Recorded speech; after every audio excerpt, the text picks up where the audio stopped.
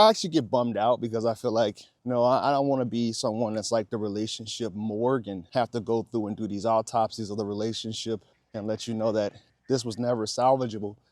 This thing has been cancerous for a while. If you're someone that's going through a breakup and you see your ex who jumped into another relationship, you see that they're still watching your stories, they're still mutual friends with your family members like your mom and your cousins, and you see that they even go to the lengths of having her friends or his friends spy on what you're doing, who you're hanging out with, even the people that you're currently dating, then this video is probably for you, because I want to have a conversation about that.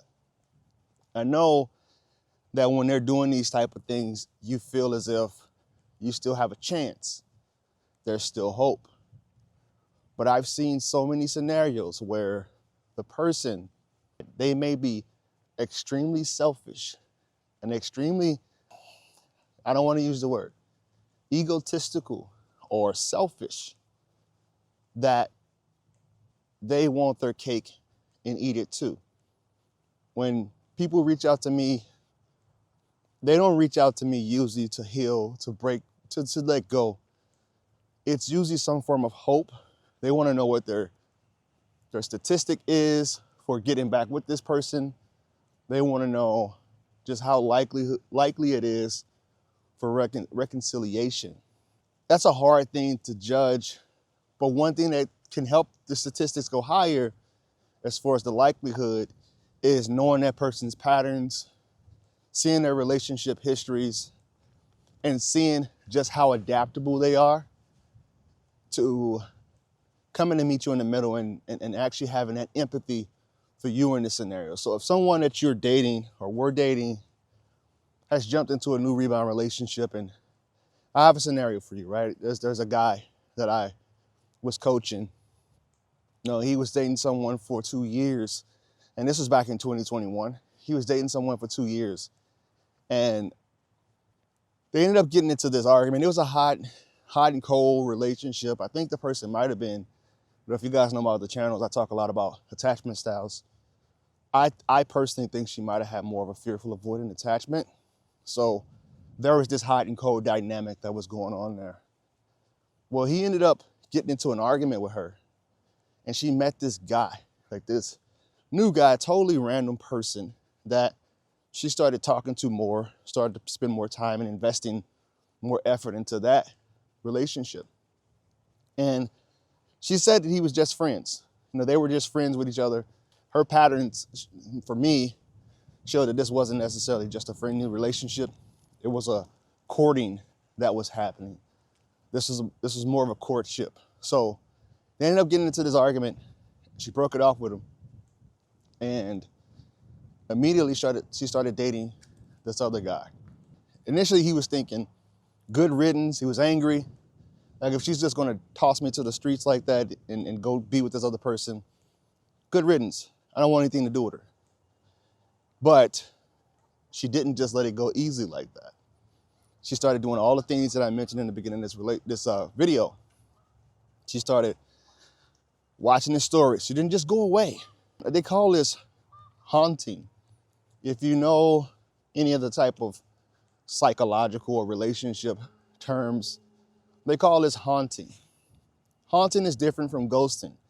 Ghosting, a person disappears, you never see again. You don't even know they exist anymore.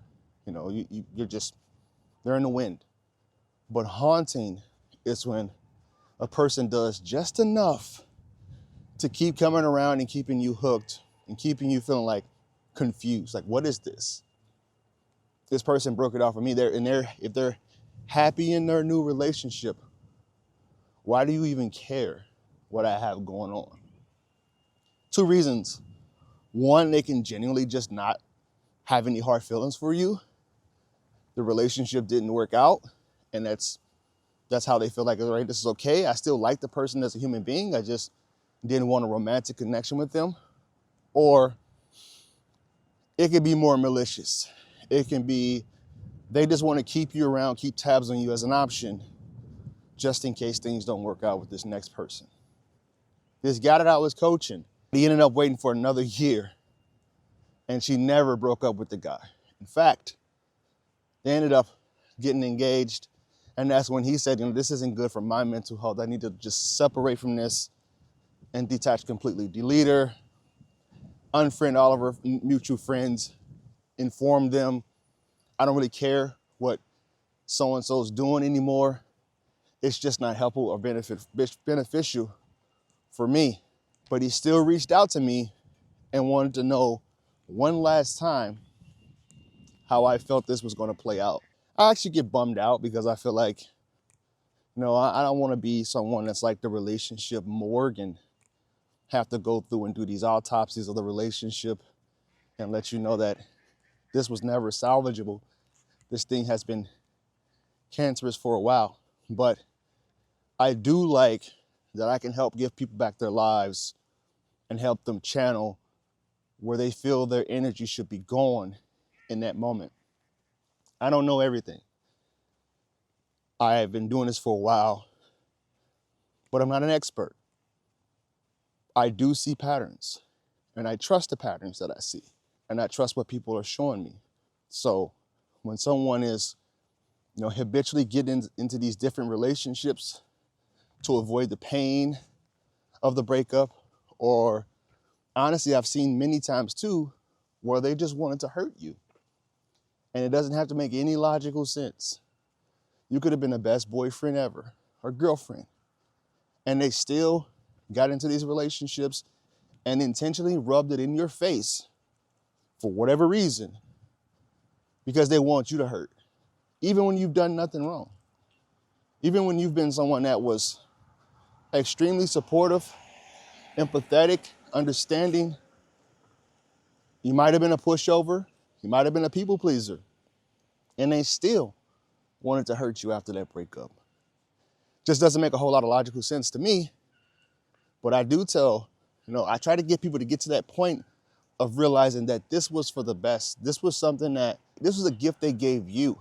The other person that came along, it's their problem now. Because if that person isn't willing to really dive deep in why they do the things that they do, seek out the help that they need in order to help them become better communicators, help them understand the sanctity of healthy and functional relationships and the loyalty and fighting through tough times, and they're just going to continue to do the same thing over and over again.